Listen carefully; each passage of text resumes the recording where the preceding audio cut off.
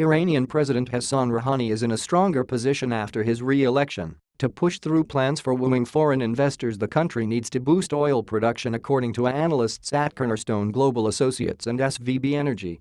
Iran's effort to attract about $100 billion to develop more than 50 oil and natural gas fields bogged down ahead of the May 19 presidential election.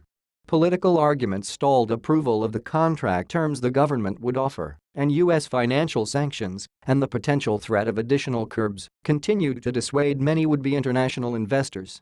Rouhani defeated rivals in a landslide, winning about 57% of the vote. As his victory was announced on Saturday, U.S. President Donald Trump was in Saudi Arabia, Iran's regional rival, bolstering a coalition of states opposed to the Islamic Republic. Trump has said the nuclear accord that world powers reached with Iran is one of the worst deals has seen and is reviewing policy toward the country. The election does give Rouhani a mandate to push things through. Ghanem Nusabet, founder of London-based management consultant Cornerstone Global Associates, said in an interview in Dubai on Sunday. Rouhani will do one of two things. Either wait and see what Trump does, or he'll say, "Let's move ahead." It advised him to go ahead. Years of international sanctions throttled investment in Iran, once OPEC's second-largest producer, and stunted its economy. A tightening of restrictions in 2012 cut into its crude exports. The country more than doubled oil sales after restrictions were eased in January 2016. Exports have risen to about 2.5 million barrels a day since then, Namdar Zanganat, the oil minister, said on May 6 at a Tehran conference.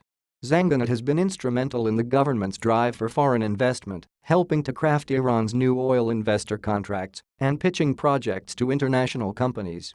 Rouhani hasn't said yet if he'll retain the same cabinet for his second term.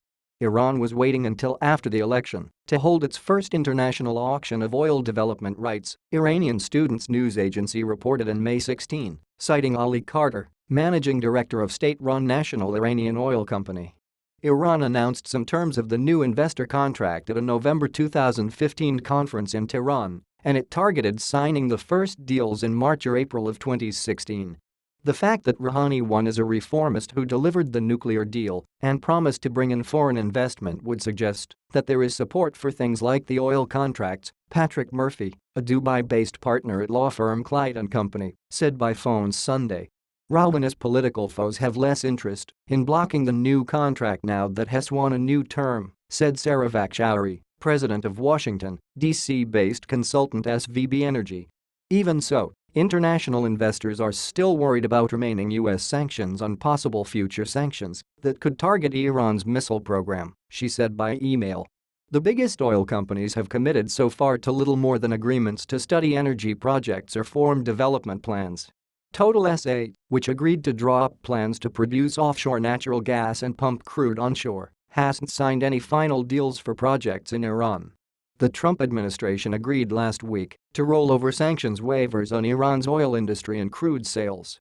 At the same time, the U.S. imposed new sanctions on Iran's ballistic missile program and said it was continuing to review Iran's adherence to the 2015 nuclear accord. Everything becomes irrelevant if Trump tears up or tries to modify the historic agreement, as that would scare off investors, Nusabet said.